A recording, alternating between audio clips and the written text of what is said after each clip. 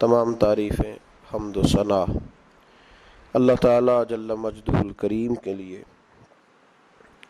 بعد ہر قسم کے درود و سلام نبی مکرم سید عالم آقا کل ختم رسول دانا سبل احمد مجتبی جناب حضرت محمد مصطفیٰ صلی اللہ تعالیٰ علیہ وسلم کی ذات والا صفات کے لیے حمد و صلات کے بعد قرآن مجید میں اللہ کریم نے فرمایا شہر رمضان الذی انزل فیہ القرآن، فرمایا رمضان کا وہ مہینہ ہے جس میں ہم نے قرآن مجید کو نازل فرمایا ہے۔ رمضان المبارک اللہ تبارک و تعالیٰ کے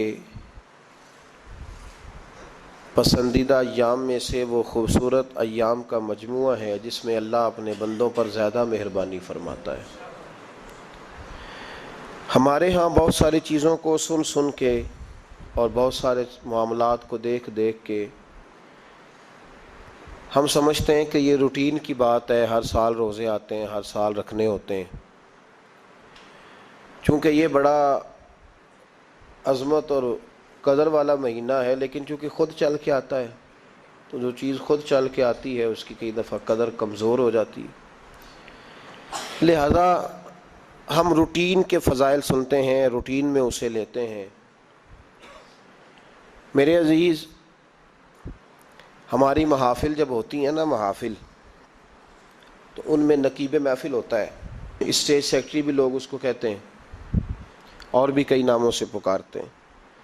وہ آنے والے شخصیت کا تعارف کراتا ہے، کہتا ہے کہ فلاں صاحب آنے والے ہیں، پھر یہ بھی کہتا ہے کہ وہ بڑے اچھے ہیں، بڑے خوبصورت بولتے ہیں، اب میں فلاں قاری صاحب کو دعوت دینے لگا ہوں۔ قاری صاحب جو ہیں وہ بڑی اچھی تلاوت کرتے ہیں، بڑی اچھی ان کی آواز ہے اور بڑا اچھا ان کا لہجہ ہے، وہ تعارف کرا رہا ہوتا ہے۔ پھر نعت خواں کے حوالے سے بھی اس طرح کے وہ تعریفی کلمات ادا کرتا ہے، لیکن لوگ بعض اوقات سمجھتے ہیں کہ ان بیچاروں کی ڈیوٹی ہے، انہوں نے یہ کام کرنا ہی ہے، ان کی ذمہ داری ہے۔ اور اسی طرح ہوتا بھی ایسے ہی ہے، ہماری محافل کے جو اکثر نقیب حضرات ہوتے ہیں ان کے جملے رٹے رٹائے ہوتے ہیں، وہ انہوں نے سب کو کہنے ہی ہوتے ہیں، وہ کہے جاتے ہیں۔ لیکن اگر کسی محفل کے اندر نقیب محفل کوئی بہت بڑا عالم ہو، بہت بڑا محدث ہو، شیخ الحدیث ہو، یا کسی خانقاہ کا کوئی صاحب تقوی صالح مسند نشین ہو، اگر وہ کھڑا ہو کے کہے کہ جناب آج میں آپ کو تعارف کرانے لگا ہوں ایک بہت بڑے علامہ، ایک بہت بڑے صوفی آ رہے ہیں، پھر ہم سمجھ جائیں گے کہ جس کی ہمارے حضرت تعریف کر رہے ہیں وہ کوئی بڑا ہی اچھا آدمی ہے۔ پھر ہم سمجھیں گے نہیں، یہ روٹین کی گفتگو نہیں ہو رہی، یہ وہ رسم نہیں جو روز ادا ہوتی ہے، اس میں کچھ انفرادیت ہے، کچھ تخصیص ہے، کچھ اس کے اندر چیزیں زیادہ ہیں۔ وہ پھر انفرادی طور پر ہم تھوڑا سا اس کو زیادہ درجہ دیں گے، نہیں حضرت جی کہہ رہے تھے آج میں نے قبلہ سے سنا ہے، آج فلاں شیخ اور صوفی نے فلاں کی تعریف کی ہے تو بات کچھ زیادہ ہوگی۔ میرے بھائیوں، مثال دی ہے آپ کو سمجھانے کے لیے کہ رمضان المبارک وہ عزت اور عظمت والا مہینہ ہے جس کا تعارف کسی عام آدمی نے نہیں، رب کریم کے قرآن نے بیان فرمایا ہے اور میرے مصطفیٰ کریم کی زبان اطہر نے بیان فرمایا ہے۔ لیکن آنے سے پہلے بخاری مسلم میں حدیث ہے، حضرت سلمان فارسی رضی اللہ تعالیٰ عنہ کہتے ہیں رمضان شروع ہونے سے پہلے نبی پاک نے ہمیں مسجد میں بلایا اور خطبہ ارشاد فرمایا باقاعدہ، اور ارشاد فرمایا لوگو تم پر ایک مہینہ آنے والا ہے جس میں اللہ اپنے بندوں پر خاص قسم کی رحمتوں کا نزول فرماتا ہے۔ خود رسول پاک نے ہمیں کس قدر زیادہ اس مہینے کا اکرام کرنا ہے اور کس قدر زیادہ اس کو اہمیت دینی ہے اور کس قدر زیادہ ہمارے لیے وہ باعث عظمت ہے کہ جس مہینے کے فضائل خود رسول پاک علیہ السلام نے بیان فرمائے۔ اور نبی پاک صلی اللہ علیہ وسلم نے فرمایا کہ اس مہینے میں تم نفل پڑھو گے تو اللہ فرض کے برابر ثواب عطا فرمائے، اور فرض کا ثواب اللہ 70 گنا عطا فرمائے۔ کتنا؟ بولیے۔ اچھا ہوتا پتہ کیا ہے؟ ہمارے ہاں لوگوں کو پتہ چل جائے نا فلاں کاروبار آج کل زیادہ صحیح چل رہا ہے تو سارے لوگ وہی کاروبار شروع کر لیتے ہیں۔ سی این جی کچھ دنوں بڑی زبردست تجارت ہوتی تھی، تو میرا خیال ہے کہ ہر کلومیٹر پر الا ماشاءاللہ CNG نظر آتی تھی۔ اب لوگوں نے سمجھ لیا ہے کہ شاید کھانا کھانے کا لوگوں کا مزاج زیادہ ہے، تو ہم جس چوک میں کھڑے ہوتے ہیں، جس جگہ جاتے ہیں، وہاں لوگ سب سے پہلے بتاتے ہیں کہ یہاں فلاں ہوٹل بڑا معروف ہے، اس پہ آپ کو کھانا کھلائیں گے۔ تو اب ہر آدمی نے ہوٹل کھول لیا، بلکہ اللہ تعالیٰ معاف کرے، ہمارے ہاں تو تعلیم بڑی اچھی تجارت ہے۔ جب سے سرکاری اسکولوں کی حالت تھوڑی خراب ہوئی تو ہر بندے نے پرائیویٹ اسکول کھول لیا ہے، بہت بڑی تجارت ہے معاذ اللہ۔ میں کبھی کبھی پریشان ہو جاتا ہوں کہ وہ قوم کیسے آگے بڑھے گی جو تعلیم بیچتی ہے۔ اور اللہ تبارک و تعالیٰ مجھے معاف کرے تو ہمارے ہاں تو صحت کا شعبہ سب سے زیادہ تجارت کا حامل ہے، کہ اگر کوئی آدمی اچھی انویسٹمنٹ کر کے کسی اچھی جگہ ہاسپٹل بنا کے کوئی 2-4 اسپیشلسٹ ڈاکٹر بنا لے تو پھر تو وہ بے شک جھاڑو کے ساتھ پیسے جمع کرے، مسئلہ ہی کوئی نہیں۔ ہم یہ کرتے ہیں کہ جو پتہ محسوس ہوتا ہے نا کہ اس جگہ مجھے رمق زیادہ نظر آ رہی ہے، تجارت میری زیادہ بڑھے گی، تو لوگ ادھر توجہ کر لیتے۔ او خدا کے بندو، صحابہ کا مزاج یہ تھا کہ جہاں انہیں پتہ چلتا تھا نا اس نیکی کا ثواب زیادہ ہے تو وہ بھاگ کر اس نیکی کی طرف توجہ کرتے تھے۔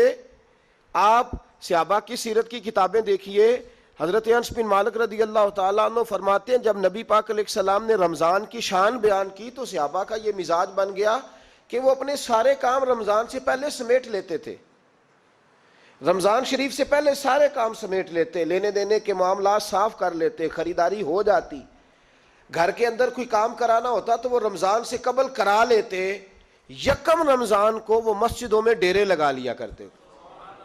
وہ کہتے تھے نیکیاں جمع کرنے کے ایام ہے، نیکیاں۔ دیکھیں نا، سب سے مصروف ترین زندگی ہمارے نبی پاک صلی اللہ علیہ وسلم کی زندگی ہے۔ 23 سالوں میں نبی پاک علیہ السلام نے 2300 سالوں سے بھی زیادہ کام کیا۔ بڑا مصروف وقت تھا حضور کا، بڑا مصروف۔ ہمارے ہاں نا، میں ایک جگہ پہ حاضر تھا تو ایک بزرگ تقریر فرما رہے تھے، وہ کہہ رہے تھے اب خانقاہوں میں جو اللہ اللہ ہو رہی ہے وہ چھوڑ کے باہر نکلو، اب میدان میں نکلنے کا دور ہے۔ تقریر ختم ہوئی تو میں نے کہا حضرت ناراض نہ ہوئیے گا، ویسے کون سی خانقاہ میں اللہ اللہ ہو رہی ہے جہاں سے آپ باہر نکالنا، تو دور ہی گزر گیا اللہ اللہ کرنے کا، اب تو لنگر شنگر چل رہا ہے خانقاہوں میں، یا باتیں شاتیں ہو رہی ہیں، کیلو کال کی دنیا ہے، مستی اور حال کی تو کب سے چلی گئی۔ کم باذن اللہ جو کہتے تھے وہ رخصت ہو گئے، خانقاہوں میں مجاور رہ گئے یا گور کن۔ اب تو کہاں، آپ کس کو آپ کہہ رہے ہیں کہ اللہ اللہ چھوڑ کے باہر آؤ؟ کون اللہ اللہ کر رہا ہے؟ اللہ ماشاءاللہ ہے، حال ہی کوئی نہیں۔ اسلام فقط اللہ اللہ کا مذہب نہیں۔ نبی پاک صلی اللہ علیہ وسلم نے کہا لا رہبانیت فی الاسلام، میرے اسلام میں رہبانیت کا کوئی حصہ نہیں۔ ایک آدمی جا کے صرف مسجد میں بیٹھ جائے، حقوق سارے چھوڑ دے، بال بچوں کو بھول جائے، اسلام اس کی حوصلہ افزائی نہیں کرتا، حوصلہ شکنی کرتا ہے۔ وہ والی صوفی کا درس حضور نے نہیں دیا کہ مسجد میں بیٹھو اور بس مسجد میں بیٹھو، خانقاہ میں بیٹھو، بلکہ نبی پاک صلی اللہ علیہ وسلم ہمیں بدر میں بھی نظر آتے ہیں، حضور خود جنگ کا لباس پہن کر ہمیں احد میں دکھائی دیتے ہیں۔ نبی پاک صلی اللہ تعالی وسلم ہمیں خندق کے موقع پر ہاتھ میں کدال پکڑ کر نبی پاک علیہ السلام ہمیں کھدائی کرتے ہوئے نظر آتے ہیں۔ مسجد نبوی تعمیر ہو رہی ہے تو حضور ہمیں خود اینٹیں اٹھاتے ہوئے دکھائی دیتے ہیں۔ سارے کام حضور نے کیے ہیں، لیکن میرے بھائی یہ یاد رکھو، اگر بدر میں جانا میرے نبی کی سنت ہے تو غار حرا میں چپ کر کے بیٹھ کے اللہ اللہ کرنا یہ بھی میرے نبی کی سنت ہے صلی اللہ تعالی علیہ وسلم۔ اگر احد میں، خندق میں، حنین میں، میدان میں رہنا حضور کا طریقہ ہے تو غار ثور میں 3 دن اللہ اللہ کرنا بھی نبی پاک کا ہی طریقہ ہے۔ اگر سارا دن تبلیغ کرنا حضور کا طریقہ مبارکہ ہے تو ساری رات مصلی پہ کھڑے رہنا، اور صحیح مسلم میں حضرت عائشہ فرماتی ہے کہ قدموں پہ ورم آ جانا یہ بھی تو میرے نبی کا طریقہ ہے نا۔ تو میرے بھائی اس کو کون اپنائے گا؟ مصروف ترین زندگی نبی پاک کی، اس کے باوجود اللہ کے رسول ہر سال 10 دن کا اعتکاف کرتے تھے، ہر سال۔ ایک سال جہاد پہ گئے تھے، اعتکاف نہیں ہو سکا، اگلے سال میرے نبی پاک نے 20 دنوں کا اعتکاف فرمایا، پچھلے 10 دن کا۔ میں نے ایک بزرگ کی تعریف کی، ایک اپنے بڑے پیارے میرے محبت والے دوست ہیں، ان کے سامنے میں نے کہا یار یہ بندہ بڑا 4 سال اعتکاف کرتا ہے، تو انہوں نے ترجمہ کر دیا میری بات کا، تھوڑی سی تشریح کر دی، کہنے لگے ماشاءاللہ فارغ ہو گئے، اب بچوں کی شادی ہو گئی، اب فارغ ہیں۔ تو میں نے کہا کہ آپ یہ کہنا چاہتے ہیں کہ جو فارغ ہوتا ہے وہ اعتکاف کرتا ہے؟ آپ یہ کہنا چاہ رہے ہیں؟ چونکہ میرا پیار تھا تو میں نے کہا ان سے کہ جو کوہ طور پہاڑ آپ نے سر پہ رکھا ہوا ہے آپ بھی ذرا اتار کے پھینکیں، دیکھوں تو صحیح کہ آپ کون سا مار کا فتح کر رہے ہیں. کس طرح کا ہمارا رویہ ہے، کس طرح کی ہماری سوچ. اگر کوئی شخص خیر کا کام کر رہا ہے تو بجائے اس کی حوصلہ کہتے ہیں اب فارغ ہے، بچوں کی شادی ہو گئی، بچے کام کاج کرتے ہیں اس لیے بیٹھتے ہیں. تو میں نے کہا آپ نے جو پہاڑ اٹھایا وہ بھی ذرا دکھائیں. روٹی آپ بچوں کو دیتے ہیں کہ اللہ دیتا ہے؟ ان کی پرورش کی ذمہ داری آپ کی ہے یا رب کریم کی ہے؟ تو 2 گھڑیاں محنت کرنے کا مطلب یہ ہے کہ تم نے پہاڑ اٹھایا ہوا ہے سر پہ. تو اس طرح کے فلسفہ ہم بیان کرتے ہیں. افسوس یہ ہوتا ہے کہ رمضان المبارک اس میں بھی وہی سیاستیں، وہی خوش گپیاں. میں تو دعا مانگتا رہتا ہوں کہ اللہ روزوں میں کوئی الیکشن نہ آئے. آپ بھی آمین کہہ دیں. ورنہ وہی مصیبتیں، وہی جھوٹ سچ، وہی دروازوں پہ وہی. خدا کا واسطہ بس کر دو، رمضان شریف ہے، ٹھہر جاؤ ذرا. کیا ہو گیا ہے؟ میرے نبی پاک صلی اللہ علیہ وسلم نے فرمایا 11 مہینے جنت سجائی جاتی ہے اور پھر رمضان میں اللہ اپنے بندوں کے لیے جنت کے دروازے کھول دیتا ہے. 1 گھنٹہ پہلے صفائی کرتے ہیں مہمان نے آنا ہو تو 1 گھنٹہ، ورنہ بچے دوبارہ سے پھر چیزیں بکھیر دیں گے. 1 گھنٹہ پہلے صفائی ہوتی ہے، لمبی نہیں. لیکن میرے نبی پاک نے فرمایا رمضان کے لیے رب کریم 11 مہینے جنت کو سجاتا ہے. چھوٹی بات ہے، روزے آ گئے، معمولی حیثیت ہے. ہم لوگ انہی معاملات میں، میں منع کرتا ہوں، ہمیشہ منع کرتا ہوں، آپ کو ہر سال منع کرتا ہوں. میں پابندی سے 1-2 اخبار ڈیلی دیکھتا ہوں. میرا ناشتہ نہیں ہوتا جب تک اخبار نہ ہو، چونکہ بزرگوں کا فتویٰ ہے جمعے کا خطبہ وہ دے جو عالمی حالات سے باخبر ہو. ہم کوئی رسمی تقریر نہیں کرتے کہ لوگوں کو کہیں کہ روزے آ گئے ہیں تو کون سا مہینہ چل رہا ہے تو مہینے کے حساب سے خطاب ہو. رسول اللہ صلی اللہ تعالی علیہ وسلم کی امت کے جو ذمہ دار اور پہرے دار ہوتے ہیں انہیں امت کی پہرے داری کرنی ہوتی ہے. اس لیے وہ یہ نہیں دیکھیں گے کہ کون سا موضوع چل رہا ہے اس پر میں نے 1 گھنٹہ گزارنا ہے. ترجیحات پر بات ہوگی. بات یہ عرض کر رہا تھا کہ میں رمضان شریف میں اخبار نہیں دیکھتا. میری اپیل ہے آپ سے کہ آپ رمضان شریف میں نہ رمضان ٹرانسمیشن بھی نہ دیکھیں، ٹی وی پہ خبریں بھی نہ سنیں. سارا سال سنیے خبریں. ہماری خبریں سننے سے ملک میں کیا انقلاب آ گیا ہے. یا وہ جو ہم نے چوک میں کھڑے ہو کے تجزیہ کیا تھا اس سے کتنے لوگ سنور گئے. چھوڑیں، جتنا وقت ملے وہ آ کے مسجد میں بیٹھیں، اللہ کے گھر میں وقت گزاریں، ٹائم دیں. عبادت آپ کو زندہ کرے گی، روحانیت پیدا کرے گی، توانائی آئے گی، خوبصورتی آئے گی آپ کے اندر، آپ زندہ رہیں گے. دنیا داری دلوں کو مردہ کرتی ہے. قرآن کی تلاوت، اللہ کا ذکر، مسجد کی حاضری روح اور دل کو زندہ کر دیا کرتا ہے. مسجد میں بیٹھیں، وقت دیں، مہربانی کریں. اور یہ بھی آج میں بڑی ذمہ داری سے عرض کر رہا ہوں، اگر آپ کبھی زندگی میں مجھے بھی دیکھیں نا ٹی وی میں کسی عورت کے ساتھ میں کسی پروگرام پہ بیٹھا ہوں تو آپ بالکل لحاظ نہ کریں، آپ بالکل وہ چینل بند کر دیں. ہمیں ضرورت ہی نہیں. میرے لیے کوئی مفتی دلیل نہیں ہے کہ عورت کے ساتھ بیٹھا ہے پروگرام میں. میں نے تو وہ والا قرآن پڑھا جس میں اللہ کریم نے کہا عورتیں آ جائیں تو مرد نظریں نیچی کر لیں. ہم نے تو وہ والا قرآن پڑھا جس میں حکم ہے کہ مرد آئے تو عورت اپنی نظر نیچی کر لے. تو جہاں علامہ صاحب کے سامنے لڑکی بیٹھی ہے ٹی وی میں انٹرویو لے رہی ہے وہاں نظریں نیچی ہوتی ہیں؟ کہاں سے فتویٰ آیا؟ حضرت جنید بغدادی تو فرمایا کرتے تھے کہ حسن بصری پڑھانے والا ہو، رابعہ بصری پڑھنے والی ہو. تو پھر بھی ان کو بغیر پردے کے پڑھنے پڑھانے کی اجازت نہیں ہے. بات ختم ہو گئی. میں کل، مجھے سرکاری یونیورسٹی ہے جامعہ کوٹلی کشمیر کی، انہوں نے مجھے دعوت دی کہ آپ کو لیکچر دینا ہے سائنس، تقوی اور رمضان. تو اسٹوڈنٹس ہوں گے، کچھ پروفیسر ہوں گے. تو میں نے کہا کہ اتنے بڑی جگہ آپ نے مجھے بلا لیا، یونیورسٹی لیول کے طلباء تو بڑے آگے جا چکے ہوتے ہیں. چلیں خیر، میں وہاں حاضر ہوا. جب میں پہنچا تو ایک پروفیسر صاحب مجھ سے کہنے لگے کہ لڑکیاں بھی ہیں. تو میں نے کہا کہ ٹائم دیتے وقت آپ سے گزارش کی گئی تھی کہ لڑکیاں نہیں ہونی چاہیے. تو وہ ایک جملہ بولنے ہی لگے تھے تو میں نے ان سے کہا کہ آپ مجھے دکھیاں نوس مولوی سمجھ لیں، میں پرانے خیالات کا ہوں، آپ مجھے پرانا سمجھ لیں. اس لیے کہ میرے حضرت صاحب فرمایا کرتے تھے ہر چیز نہیں لے لینا، دین نہ نیا لینا. وہ 1400 سال پرانا ہی ہمیں ٹھیک ہے، ہمیں نیا دین نہیں چاہیے. کہنے لگے جی وہ بچیاں تھوڑی پیچھے بیٹھ جائیں گی. میں نے کہا آپ درمیان میں پردہ لگا لیں، میں انہیں نہ دیکھوں وہ مجھے نہ دیکھیں. ٹھیک ہے، بات سنیں، ختم ہو گئی. لیکن اگر وہ سامنے بیٹھیں گی تو ہم نہیں بات کریں گے. تو وہ چونکہ پی ایچ ڈی لیول کے لوگ ہوتے ہیں، زیادہ پڑھے ہوتے ہیں، دلائل دینے کی کوشش کی تو میں نے کہا میں دلیل نہیں سنتا، میں سنتا ہوں یا اللہ کا قرآن یا مصطفیٰ کا فرمان۔ تو آپ مہربان، لیکن انہوں نے ضد نہیں کی، بڑے اچھے لوگ تھے، انہوں نے کہا جی ٹھیک ہے لڑکیاں نہیں بیٹھیں گی۔ میرا عرض کرنے کا مقصد یہ ہے کہ کیا فرق پڑتا ہے ہمیں، بہت سارے ذرائع ہیں عورتوں تک پیغام پہنچانے کے، پیغام پہنچ جاتا ہے، کوئی عرض نہیں۔ آپ باپ پردہ بندوبست کریں، ہمارے رمضان کے فجروں کے درس میں ہزاروں کی تعداد میں عورتیں آتی ہیں، ان کے لیے باپردہ بیٹھنے کا بندوبست ہے، لیکن کوئی ضروری ہے کہ ٹی وی پہ ایک عورت بن سور کے سامنے بیٹھے اور آپ اس کے سوالوں کے جواب دیں؟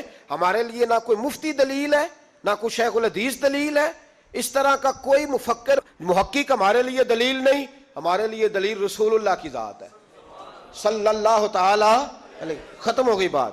اس لیے کوئی ایسی ٹرانسمیشن نہ دیکھو، کسی طرف توجہ نہ کرو، یار 30 تو روزے ہیں، وہ بھی کئی دفعہ 29 ہو جاتے ہیں، اللہ کہہ رہا ہے ایام معدودات، ایک گنتی کے دن ہے۔ اور میرے بھائی کیا مصیبت ہے، میرا وقت نہیں گزر رہا، آپ یقین کریں اللہ جانتا ہے، ہم تو رمضان کو زنجیریں ڈالتے ہیں، یہ کام بھی رہ جاتا ہے رمضان گزر جاتا ہے، یہ بھی رہ جاتا ہے رمضان گزر جاتا ہے، یہ بھی نہیں ہو پاتا رمضان، پتہ نہیں کس وقت روزے آتے ہیں کب نکل جاتے ہیں، کہتے ہیں میرا وقت نہیں گزرتا تو میں ٹی وی دیکھتا ہوں۔ قرآن سارا پڑھ لیا ہے، حدیثوں کا مطالعہ ہو گیا، اپنی آخرت کے لیے نفل سارے پڑھ لیے، تسبیحات ساری ہو گئی، جو اب ٹائم نہیں گزرتا تھا تو ٹی وی پہ جا بیٹھے، کدھر چلے گئے ہم؟ علامہ اسماعیل حقی نے حدیث لکھی، حضرت عائشہ صدیقہ رضی اللہ تعالیٰ عنہ فرماتی ہیں، تفسیر روح البیان میں موجود ہے، کہتی ہیں ایک دن حضور اچانک میرے ساتھ آرام فرماتے، بستر سے اٹھے نکل گئے۔ ہمیشہ نبی پاک علیہ السلام کا طریقہ مبارکہ تھا، جب رات کو تہجد کے لیے اٹھتے تو کہتے ابو بکر کی بیٹی حق تیرا ہے، وقت تیرا ہے، پر اگر تو اجازت دے تو میں اپنے اللہ کو راضی کر لوں۔ آج حضور نے پوچھا ہی نہیں، بستر سے اٹھے چلے گئے، کہتے میں اٹھی، میں نے دائیں بائیں دیکھا، محبوب نظر نہ آئے، حضور کی طامت استعمال شدہ پڑی تھی، وہ طامت میں نے اٹھا کے اوڑھ لی اور میں نکل گئی حضور کو تلاش کرنے۔ کہتی ہیں جب میں باہر گئی مسجد نبوی شریف کے ساتھ جنت البقیع کی جانب، نبی پاک سجدے میں تھے، کہتی ہے میں گئی، تھوڑی دیر کھڑی ہوئی، حضور نے آہٹ سنی تو پوچھا تو کون ہے؟ میں نے کہا میں عائشہ ہوں۔ تو محبوب نے فرمایا یہ عائشہ کون ہے؟ میں نے کہا یا رسول اللہ میں آپ کی زوجہ۔ فرمایا زوجہ کیا ہوتی ہے؟ یا رسول اللہ میں ابو بکر کی بیٹی۔ تو نبی پاک نے فرمایا یہ ابو بکر کون ہے؟ حضرت عائشہ کہتی ہیں میرا کلیجہ پھٹنے کو آیا، میں وہاں سے پریشان حال واپس آئی، جب میں گئی تھی تب بھی ہلکی ہلکی بارش تھی، واپس لوٹی تو پھر بھی ہلکے ہلکے قطرے بارش کے گر رہے تھے، میں آ کے ہامتی کامتی بیٹھ گئی، تھوڑی دیر گزری تو نبی پاک تشریف لے آئے، تو حضور صلی اللہ تعالی علیہ وسلم نے مجھے پریشان دیکھا تو کہا عائشہ کیا ہوا؟ کہا حضور آج وہ ہوا ہے جو کبھی نہیں ہوا۔ یا رسول اللہ میں پریشان ہو گئی ہوں۔ حضور عجیب بات ہے، میں گئی ہوں، آپ نے پوچھا کون ہے تو میں نے کہا میں عائشہ۔ کا عائشہ کون؟ آپ کی زوجہ۔ فرمایا زوجہ کون؟ ابو بکر کی بیٹی۔ کا ابو بکر کون؟ اور پھر حضور میں گئی ہوں تو میرے کپڑے بھیگ گئے، آپ آئے ہیں تو کپڑے خشک ہیں، سمجھ نہیں آئی۔ تو لفظ سنو حدیث کے، نبی پاک نے فرمایا عائشہ لی مع اللہ وقت، میرا اپنے اللہ کے ساتھ ایک وقت ہوتا ہے۔ کس کے ساتھ؟ آج میرا دوستوں کے ساتھ وقت ہے، آج میرا گھومنے کا وقت ہے، آج میرا خوش گپیوں کا وقت ہے، آج میرا سیاحت کا وقت ہے، آج میرا پکنک کا وقت ہے۔ میرے نبی پاک نے فرمایا لی مع اللہ وقت، عائشہ میرا اپنے اللہ کے ساتھ، میرا اپنے اللہ کے ساتھ ایک وقت ہوتا ہے، اس وقت نہ وہاں کوئی فرشتہ آ سکتا ہے، نہ کوئی نبی اور مرسل آ سکتا ہے۔ جب فرشتہ اور نبی نہیں آ سکتے تو عائشہ اور ابو بکر کیسے آ سکتے ہیں؟ تو کہا یا رسول اللہ پھر وہاں ہوتا کون ہے؟ تو حضور فرمانے لگے ایک میں ہوتا ہوں، دوسرا میرا رب ہوتا ہے، تیسرا کوئی موجود نہیں ہوتا۔ امت کو درس دیا ایک وقت 24 گھنٹوں میں ایسا لایا کر جس میں تو اپنے رب کو دکھڑے سنائے، جس میں تو دعائیں مانگے، جس میں تو عرض و نیاز کرے، جس میں تو اپنے گناہوں کی معافی چاہے۔ اعلیٰ حضرت کے والد گرامی سے کسی نے پوچھا، مولانا نقی علی خان صاحب سے، کہ حضرت جی فرعون 500 سال ہی حکومت کر گیا، 500 سال ہی حکومت کر گیا، اللہ کا مقابلہ کرنے والا پکا کافر بے ایمان۔ تو آپ فرمانے لگے ملا رومی کی وہ کتاب پڑھو مثنوی، جس میں انہوں نے لکھا ہے کہ جب ساری دنیا سو جاتی تھی تو فرعون اٹھ کے مصلے پہ بیٹھتا تھا, کہتا تھا یا اللہ معاف کر دے, رب تو ہی ہے, گناہگار بڑا ہوں پر مہربانی کر. روز معافیاں مانگتا تھا تو رب کریم کی قدرت نے مہلت دی کہ روز توبہ کرتا ہے, چلو ایک دن سچی بھی کاری جائے تو اچھا ہے. اللہ نے مہلت دی. اور میرے بھائی اگر تو روز رات مصلے پہ بیٹھے تو تجھے مہلت ملے, عذاب نہ آئے. اگر تو اپنے رب کے ساتھ تنہائی کرے تو اللہ تجھے مہلت دے, سزا نہ دے. لیکن ہم یہ وقت نکالتے ہی نہیں. اللہ کے ساتھ میت کا ہمارا مزاج ہی نہیں. ترمذی شریف میں نبی پاک علیہ السلام نے فرمایا دنیا داروں کو دکھڑے نہ سنایا کر, مالداروں کے سامنے رونے نہ رویا کر, یہ تجھے کیا دے سکتے ہیں. تو اٹھ کے جائے گا تو کہیں گے محنت کرتا نہیں, روز مانگنے آ جاتا ہے. دنیا داروں کو دکھڑے نہ سنا, پر میں دکھ سنا تو اپنے رب کو سنا, اللہ والوں کو سنا, اللہ کے نبی کو سنا.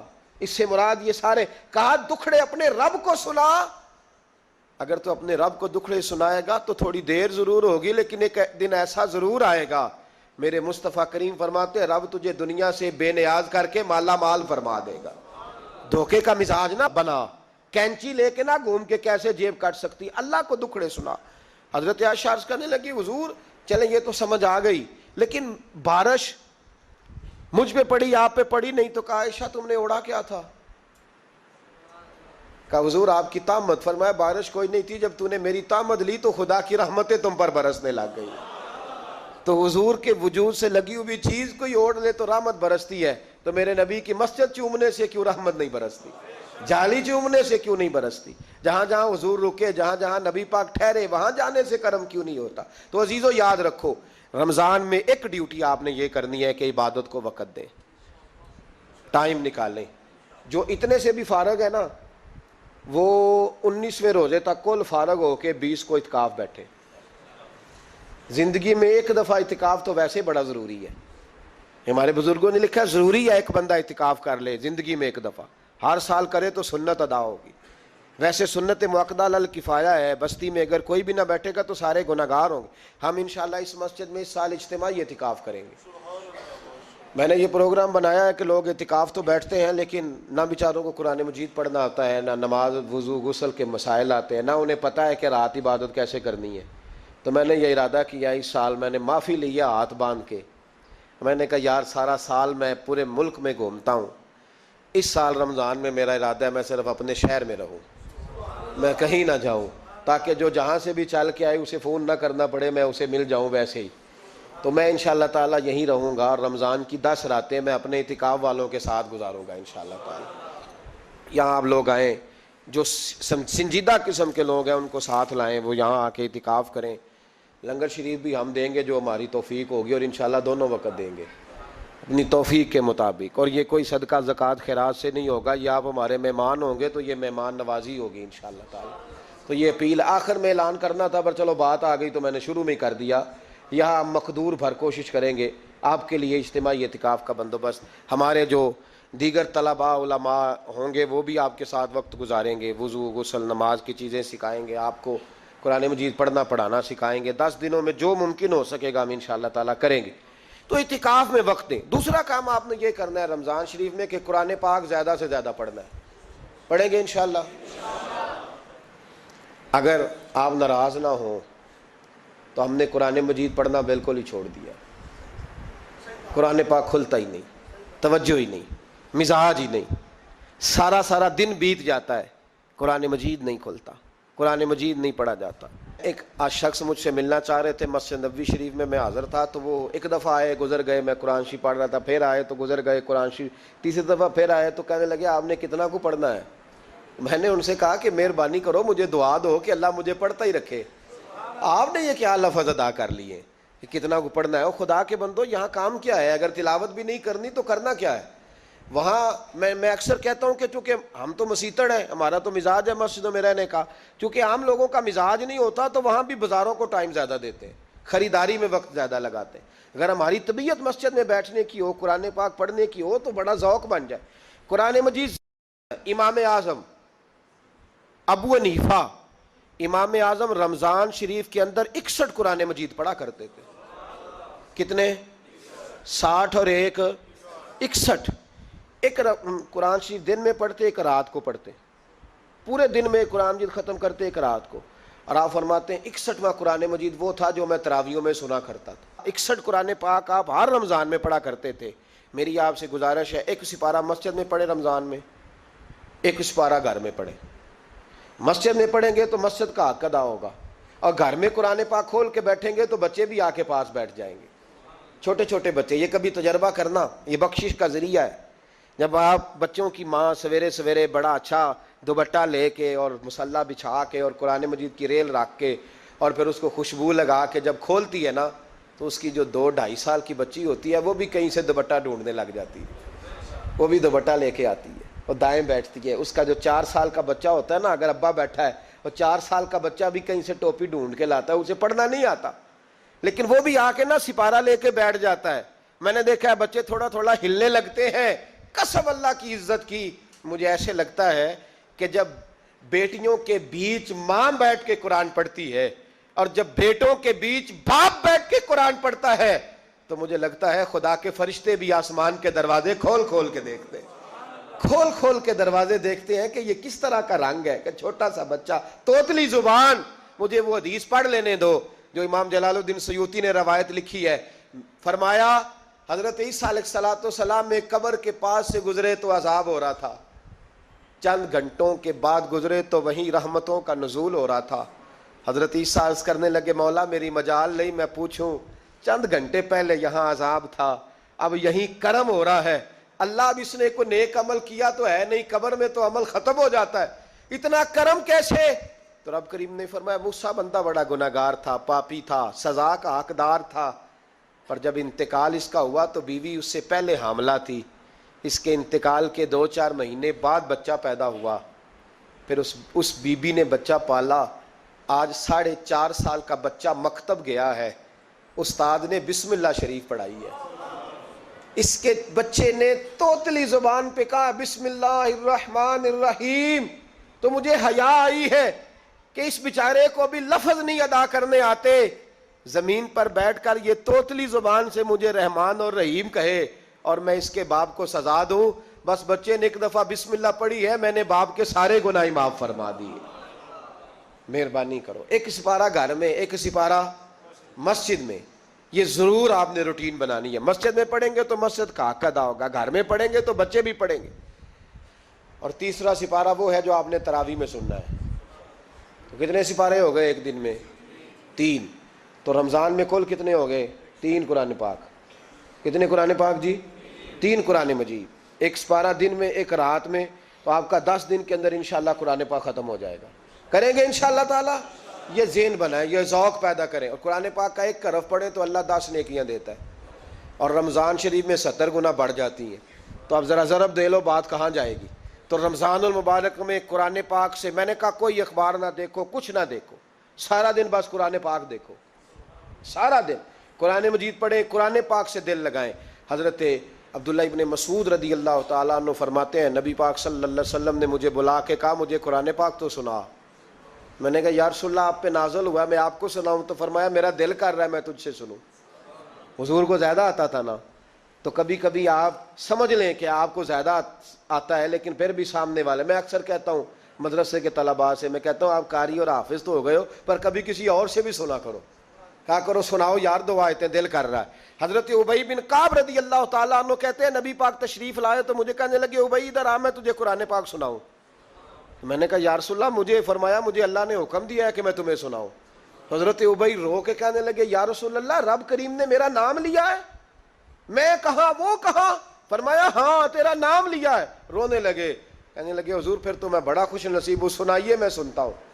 تو حضور سننا بھی حضور کی سنت ہے، سنانا بھی نبی پاک کی سنت ہے۔ قرآن مجید کو سنیں۔ اور پھر یار دکھ کی بات ہے نا کہ پاسپورٹ کے دفتر تو میں 2.5 گھنٹے کھڑا رہوں، شناختی کارڈ کے لیے میں 1.25 گھنٹہ کھڑا رہوں، اور میں پہلی دفعہ سعودی عرب جاؤں تو امیگریشن کے لیے 2.5 گھنٹے بھی مجھے لائن میں لگنا پڑے تو میں لگا رہوں، دنیا داری کے لیے تو میں اتنا کھڑا رہوں، اور تراویح کے لیے مجھے 1 گھنٹہ نہ کھڑا ہوا جائے اور میں بہانے کرتا پھروں، تو پھر یاد رکھو وہ حضرت سیدہ اسماء کا کرتی تھی، نبی پاک نے مجھے کہا تھا اسماء اللہ کے راستے میں گن گن کے نہ دینا ورنہ وہ بھی تجھے گن گن کے دے گا۔ جب ہم رب کریم کو وقت اس طرح دیتے ہیں کہ دنیا داری کے لیے تو ساری ہمارے پاس ہمتیں موجود ہیں، اور تراویح کا وقت آیا تو بہانے ڈھونڈنے لگ گیا. تراویح کا وقت آیا تو وہ جو ہے اس نے شروع کر دی بات کہ جناب میرے فلان جگہ تکلیف ہے اور مجھے بلڈ پریشر ہو جاتا ہے تو پسینہ بڑا آتا ہے. تو اب تو آسانیاں ہی بڑی ہیں. صحابہ کہتے جب ہم مسجد نبی میں نماز پڑھنے جاتے تھے, بارش ہوتی تھی تو مسجد میں پانی کھڑا ہوتا تھا, کیچڑ کھڑا بن جاتا تھا, تو ہم اپنی جھولیوں میں خشک مٹی ڈال کے لے جاتے تھے, اپنی اپنی جگہ بچھا لیتے مٹی, اور پھر ہم نماز پڑھتے تو ہمارے پیشانیوں پر بھی مٹی لگ جاتی. تو ایک صحابی جھاڑ رہے تھے تو نبی پاک نے فرمایا نہ جھاڑ, جب تک چہرے پہ رہے گی فرشتے درود بھیجتے رہیں گے. اب تو ایسی لگے ہوئے مسجد میں, پھر بھی تو تراویح نہیں پڑھتا. تو ایک تو عبادت کو ٹائم دیں, دوسرا قرآن مجید زیادہ سے زیادہ پڑھیں, رمضان میں زیادہ سے زیادہ پڑھیں, مسجدوں میں ٹائم دیں. مجھے دکھ ہوتا ہے جب رمضان میں بھی نماز کے بعد مسجد کو تالا لگتا ہے. اگر ہم سارے آئیں مسجدوں میں, ہم رمضان شریف کے اندر وقت دیں, جس کے پاس ٹائم ہو وہ آ کے بیٹھ جائے, قرآن مجید کھول لے, تو میرا خیال ہے کہ مسجدیں بھی ہمیں دعا دیں گی کہ دیکھو ہر وقت انہوں نے میرے اندر تلاوت کی. ایک اور بات بھی عرض کرنی ہے, یہ مجھے کہا گیا ہے, میری اپنی طرف سے نہیں, یہ مجھے رکا دیا گیا ہے. کہہ دوں پکے نمازی ناراض تو نہیں ہو جائیں گے؟ جو پکے نمازی ہیں مسجدوں کے وہ میرے ساتھ وعدہ کریں, ناراض تو نہیں ہو جائیں گے؟ نہیں تسی نہیں بول دے, تساں ہو جانا. پکے بول دے نہیں پے, پکے گھور دینے پے. پکے نمازی, یہ پکے نمازیوں سے بات, ناراض تو نہیں ہو جائیں گے؟ یہ بول کے بتائیں, انشاءاللہ کہیں.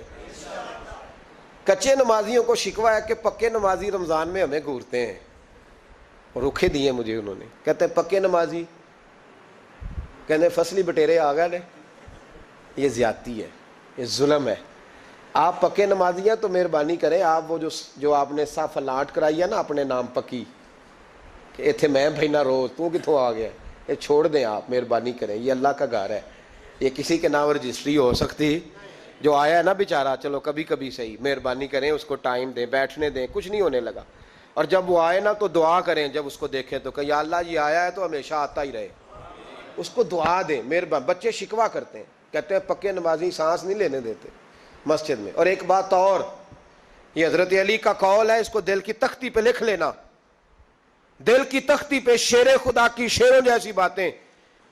حضرت مولا علی شیر خدا فرمایا کرتے تھے, وہ نیکی کرنے والا اچھا نہیں جو نیکی کر کے اکڑ جاتا ہے اور دوسروں کو گناہگار سمجھتا ہے, وہ نیکوکار اچھا نہیں. فرمایا کرتے تھے اس سے وہ گناہگار اچھا ہے جو گناہ کر کے کم از کم شرمندہ تو ہوتا ہے نا. فرماتے ہیں جو گناہ کر کے شرمندہ ہو وہ زیادہ اچھا ہے اس سے جو نیکی کر کے اکڑ جائے.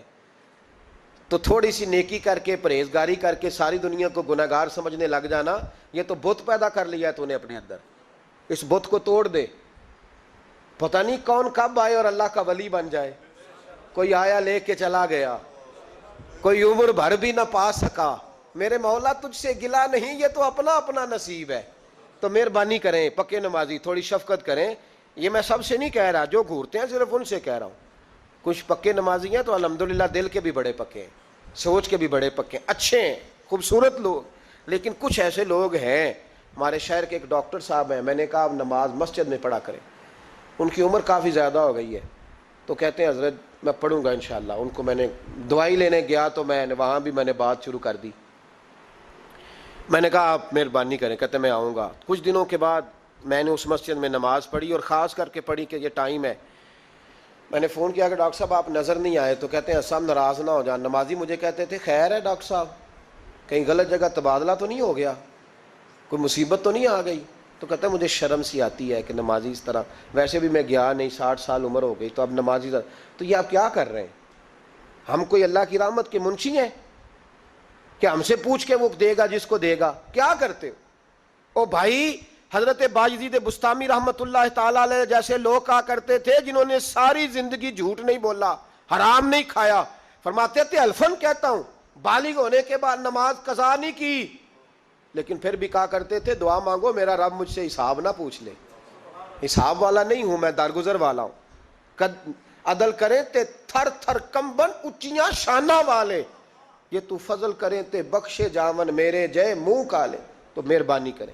آگے چلیں, رمضان شریف میں سخاوت کرنی ہے. حضرت انس بن مالک رضی اللہ تعالیٰ عنہ فرماتے ہیں جس طرح تیز آندھی چلتی ہے, ذرا مثال دیکھیں صحابی کی کتنی خوبصورت. فرماتے ہیں جس طرح تیز آندھی چلتی ہے نا, اس طرح رمضان میں میرے نبی کی سخاوت چلا کرتی تھی. नबी पाक हर साइल को देते। जो कैदी बंद होते ना, कैदी, जंग के कैदी कुफार, हुजूर उन्हें भी आज़ाद कर देते रमज़ान में। फरमाते जाओ तुम्हें आज़ाद किया, सखावत करें। और मेरा मशवरा है इस दफ़ा गरीबों से गरीब सखावत करें। नुस्खा दे रहा हूँ अमीर होने का। तो सखी हो जा, रब करीम तुझे अमीर कर देगा। सखी बन जा। माला वाले सखी नहीं होंगे, तो सखियां कोल माल नहीं होंदा। इत्थे उत्थे दुआ जहान नहीं, सखी कंगाल नहीं होंदा। सखी बन जाओ। मेरे नबी पाक अलैहिस्सलाम ने फरमाया बंदा कभी भी जेब का सखी नहीं होता, सखी वही होता है जो दिल का होता है। गरीबों को मेरा मशवरा है कि 10 रुपए दो, लेकिन रमज़ान में रोज़ देना, हर शाम देना। गरीबों को साथ बिठाओ, रोटियां खिलाओ, इफ्तारियां कराओ, गरीबों के घरों के अंदर सूट पहुंचाओ, मदारस के तालिब इल्मों को कपड़े खरीद के दो। जो कुछ नहीं दे सकता वो एक मिसवाक ला के दे। ड्यूटी करो, अपने दाएं बाएं गरीबों का ख्याल रखो। जिन घरों में अक्सर देखते हो कि दाल का शापर जाता है, वहां रमजान शरीफ में सुबह सुबह गोश्त पहुंचाओ। मेहरबानी करो। गरीब अमीर तो किसी को तब देगा जब उसने वोट लेने होंगे। वो तो वहां ज़कात देगा जहां से उसे पता होगा कि मेरी तारीफ अच्छी होगी। वो तो मस्जिद में उस वक्त खर्च करेगा जब उसका नाम बार बोर्ड पे लिखा जाएगा। गरीबों, तुमने जुल्म किया है। अगर तुम अपनी 4 गरीब भाई मिल के एक गरीबनी बहन का ख्याल रखते तो उस गरीबनी को मोहल्ले के चौधरी के पास ना जाना पड़ता। अगर 4 गरीब भाई एक गरीब भाई का ख्याल कर लेते, थोड़े थोड़े जो साहिब बेसियत थे, तो वो मजबूर ना होता। मेहरबानी करो। हजरत अब्दुल्लाह इब्ने उमर रदी अल्लाह तआला अन्हु हर रोज मदीने के मिस्किनों को ढूंढ के लाते थे। फरमाते थे कि उनको एक थैला देना मैं इज्जत नहीं समझता। ढूंढ के लाते गरीबों को और अपने सामने दस्तरखान बिछाते रमजान में, और फिर उन पे खाने चुनते और फरमाते गरीब खाएंगे तो मेरा अल्लाह राजी होगा। साथ बिठा के खिलाते। एक बड़ी अजीब बात हो गई, घरों में हो जाती है। जिन घरों में ज्यादा मेहमान आते हैं वहां ये मसले बन जाते हैं। एक दिन जौजा कहने लगी खाना आपका ये, आज मेहमान को ना लाइएगा। कह देती हैं ना बीबियां कभी कभी, ये नाफरमानी नहीं। अगर आपको खड़ा किया जाए ना रमजान में रोजा रख के बावर्ची खाने, तो लग पता जाए, इसको नाफरमानी ना समझे, बीबी ने पका के नहीं दिया जी। तो हजरत अब्दुल्लाह इब्ने उमर की जौजा कहने लगी आपका खाना है, मेहमानों का कोई नहीं। तो हजरत अब्दुल्लाह इब्ने उमर कहने लगे अल्लाह तुझे जजा दे, तो रोज़ पका के देती है, चल इस तरह कर, मुझे सिरका और खजूर दे दे, रोटी मेरे मेहमान को दे दे। तो आपकी जौजा रो पड़ी, कहने लगी अगर आप इफ्तारी वालों का इतना ख्याल करते हैं तो मैं ना करूँ? मुझे 10-20 मिनट का टाइम दे, मैं अपने ऊपर वजन बोझ डालूंगी, मैं थोड़ी मुशक्क़त में पड़ूंगी, लेकिन मेहमानों के लिए इफ्तारी का ज़रूर बंदोबस्त करूँगी। हमारे यहाँ तो इफ्तारियाँ भी सियासी हैं, वोट इकट्ठे करने के लिए इफ्तारियाँ। और डरो अल्लाह से। किस किस नाम पे लोग दुनियादारी करेंगे, किस किस नाम।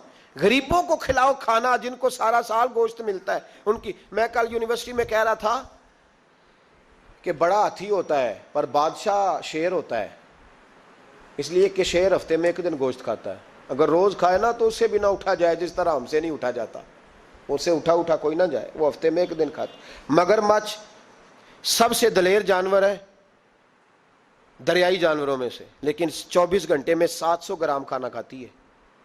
और शेर का भी पंजा पकड़ ले तो शेर छुड़ा नहीं सकता। रोटी खा खा के तो हाल ही कोई नहीं कौम का।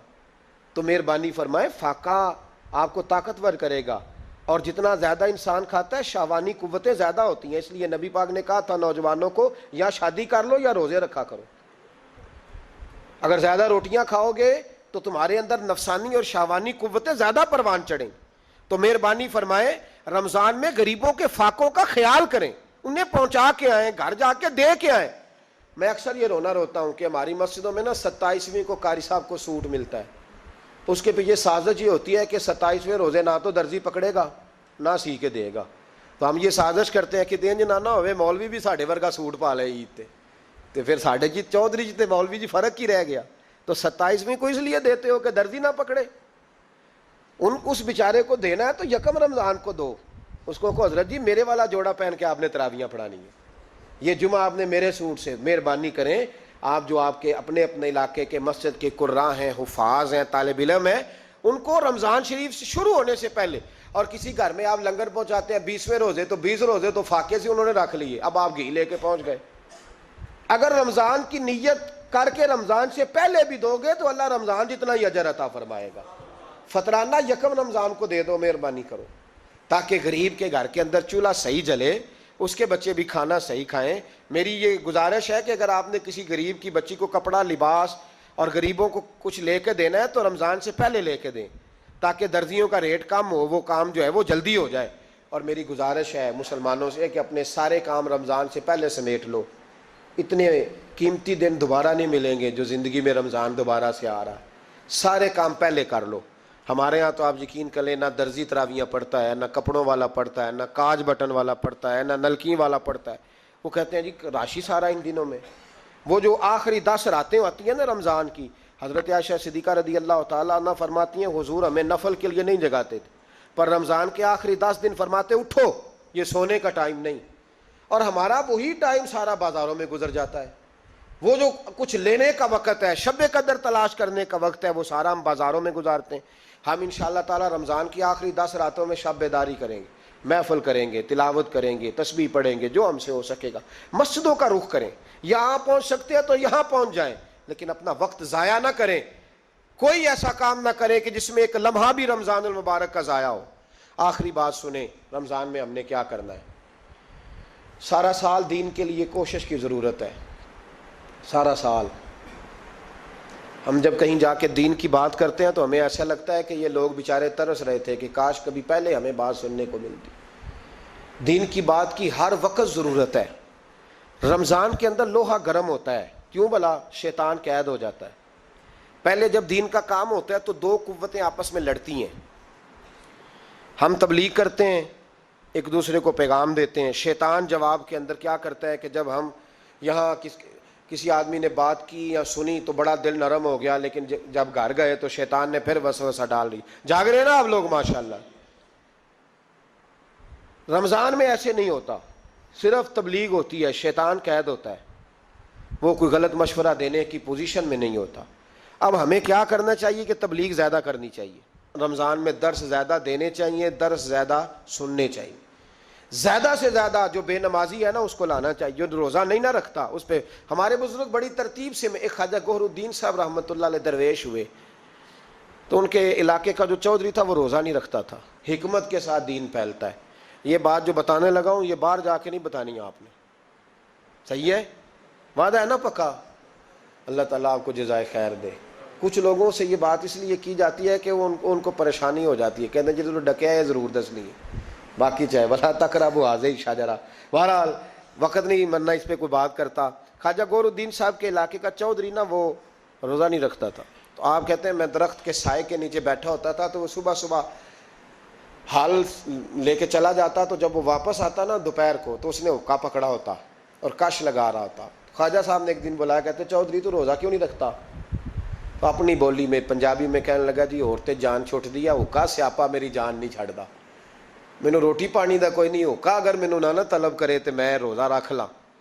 تو خواجہ صاحب کہنے لگے کان میرے قریب کر، اس نے کان قریب کیا، کہنے لگے کسی مولوی پیر کو نہ بتانا، میرے فتوے پہ عمل کر لے، تو نے سویرے روزہ رکھنا ہے، حقے کی چھٹی تجھے میں دے دیتا ہوں، حقہ پی لیا کر، روٹی نہیں کھانی، پانی نہیں پینا، کوئی اور مشروب نہیں لینا، حقے کی چھٹی۔ اس نے کہا جناب آپ ہاتھ میں لائیں، پھر تو بات پکی ہو گئی، سویرے انشاءاللہ روزہ آگا، آپ دیکھیں گے۔ اللہ والے حکمت سے تبلیغ کرتے ہیں، وہ صرف دین بتاتے نہیں، وہ دین روح تک اتار دیتے ہیں، اتر جاتا ہے۔ یعلمکم الکتاب والحکمہ، دانائی کے ساتھ کہا یہ تیرا میرا، کہا جناب آپ اتنے بڑے درویش ہیں، بات ختم ہو گئی۔ تو چودھری صاحب نے اگلے دن روزہ رکھ لیا حقے سمیت،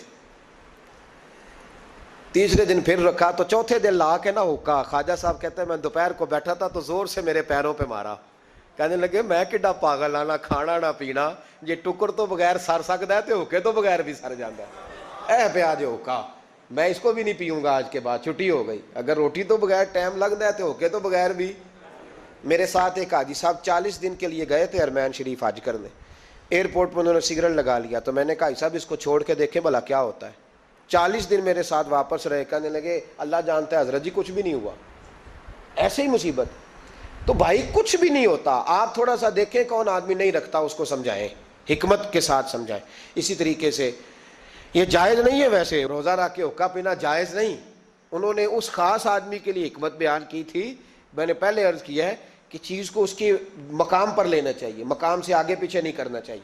تو یاد رکھیں، حکمت کے ساتھ جو لوگ نماز نہیں پڑھتے انہیں قائل کریں، جو عورتیں پردہ نہیں کرتی ان عورتوں کو قائل کریں، ان پر ضرور آپ جو ہے وہ توجہ فرمائیں۔ ہم تھوڑی سی کوشش کرتے ہیں رمضان مبارک میں، جیسے کہ میں نے کہا، ہم کوشش کرتے ہیں کہ دین کا کچھ کام زیادہ کیا جائے۔ اگر آپ کو روزہ رکھ کے نیند آتی ہے تو مجھے بھی بڑی آتی ہے، بڑی نیند آتی ہے، اور آپ حیران ہو گئے کہ گرمیوں کے روزوں میں جب 1 گھنٹہ سویرے تقریر کرنی ہوتی ہے تو گلا خشک ہو جاتا ہے، بس ہو جاتی۔ لیکن ہم سمجھتے ہیں کہ ہماری اوقات نہیں، تو اللہ کا کرم ہے کہ اس نے دین کے کسی کام لگا دیا ہے۔ تو ہم کہتے ہیں اگر مزدوری کرنی پڑے کسی کو تو وہ بھی تو بیچارہ کرتا ہے نا۔ تو انشاءاللہ تعالی یہ 9واں سالانہ ہمارا درس قرآن ہوگا، 9 سال ہو جائیں گے جب ہم ہر سال فجر کے بعد درس قرآن دیتے ہیں۔ اس دفعہ میرے لیے ذرا زیادہ مشکل تھی، مجھے پورے ملک سے لوگوں نے کہا کہ 5 دن ہمارے پاس، 4 دن اس شہر میں، 3 دن اس شہر میں۔ اس میں مجھے کچھ بہتریاں بھی نظر آ رہی تھیں، کچھ اس پہ ہم نے مشاورت بھی کی کہ 4 دن کے مختلف شہروں میں درس رکھے جائے۔ پھر میرے کونے سے ایک آواز آئی دل کے کہ سارا سال ہم گھومتے ہیں لیکن یہ 1 مہینہ جو ہے یہ اپنے شہر میں ہی بتانا ہے، یہیں رہنا ہے۔ انشاءاللہ باہر سے بھی لوگ آتے رہیں گے۔ آپ سے میری اپیل ہے کہ آپ میزبان ہیں، آپ صبح وقت پہ وہاں پہنچیں، ٹائم پہ آئیں اور دوسرے آنے والوں کا استقبال کریں۔ الحمدللہ ہزاروں لوگ اس میں شریک ہوتے ہیں۔ اس دفعہ بھی حسین میرج ہال میں درس قرآن ہوگا انشاءاللہ تعالی۔ آپ حضرات نے وقت پہ آنا ہے، وقت پہ پہنچنا ہے۔ پھر اگلے 10 دن یہاں اعتکاف ہوگا، ساری رات شب بیداری کا بندوبست ہوگا انشاءاللہ تعالی۔ بڑی جلدی ہم ایک بہت بڑی وسیع جگہ پہ اس انتظام کو لے جائیں گے۔ اللہ تبارک و تعالی بڑی مدد فرمائے گا انشاءاللہ تعالی۔ ایک بڑے ادارے کی طرف باتیں بڑھتی چلی جا رہی ہیں۔ دیکھیں کس شاندار طریقے سے دین کا کام آگے کی طرف بڑھ رہا ہے، انشاءاللہ تعالی بڑھتا رہے گا، آپ دیکھتے رہیں گے۔ آپ دعا فرماتے رہیں، اور یہ جو چند باتیں کی ہیں، ایک تو رمضان میں مصلی کو ٹائم دیں، تلاوت کو ٹائم دیں، سخاوت کو ٹائم دیں، اور غریب کی مدد کریں، چھپ کے کریں، اس کو پتہ نہ چلے۔ اور 5ویں بات یہ کہ رمضان میں دین کے لیے محنت زیادہ کریں، جد و جہد زیادہ کریں، کوشش کریں جو کبھی کسی محفل میں نہیں گیا اس کو لے کر کے آئیں، جو لوگ بالکل دین سے دور ہیں ان کو دعوت دیں، پیغام دیں، خواتین سے کہیں جد و جہد کریں، اتنی جد و جہد کریں کہ یہ رمضان جو آنے والا ہے اللہ تعالیٰ اسے امت مسلمہ کی عزت کا مہینہ بنا دے، اور رمضان جیسے ہی جائے امت کو اللہ پھر سے وقار عطا فرمائے، ہمیشہ مدحت خیر الانام میں گزرے۔ دعا ہے یہ عمر درود و سلام میں گزرے۔ آخر دعوانا